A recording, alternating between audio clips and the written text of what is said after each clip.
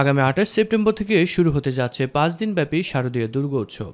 এবছর বাগেরহাট জেলায় ৬০৫টি পূজা মণ্ডপে পূজা উদযাপিত হবে। গত বছরের তুলনায় দ্বিগুণ আয়োজনে ব্যস্ত সময় পার করছেন প্রতিমা শিল্পীরা। দেবী দুর্গাকে অলংকার, শাড়ি, মুকুট পরানোর পাশাপাশি রং তুলির আঁচড়ে সাজানো হচ্ছে প্রতিমা।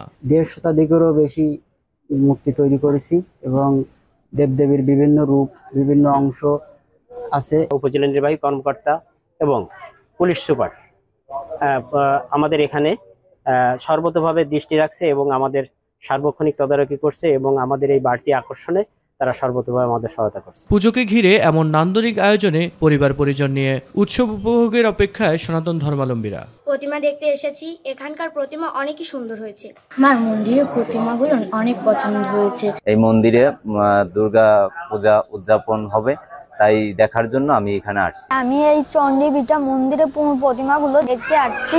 সুষ্ঠু শারদীয় দুর্গোৎসব নির্বিঘ্নে উদযাপনের জন্য দলমত নির্বিশেষে সকল পক্ষ থেকে সব ধরনের সহযোগিতা কামনা করেন সংশ্লিষ্টরা। খুব সুন্দরভাবে এই পুজো আর্চাগুলো অনুষ্ঠিত হবে, এ ব্যাপারে প্রশাসন আমাদের সার্বিক সহযোগিতা করছে।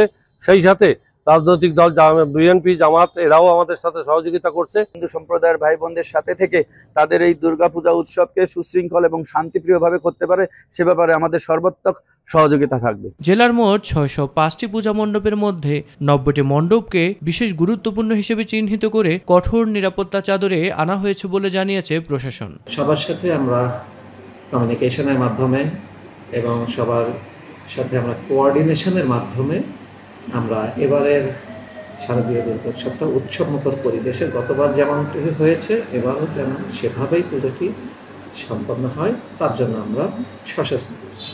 দুর্গা উৎসব উপলক্ষে এলাকায় এখন উৎসবমুখর পরিবেশ কাজ করছে। প্রতিমা তৈরির কাজ প্রায় শেষ পর্যায়ে, আর পূজারীরা দিন গুনছেন মহালয়ার পর দেবী দুর্গার আগমনের। মিফতাক আলী, মাই টিভি।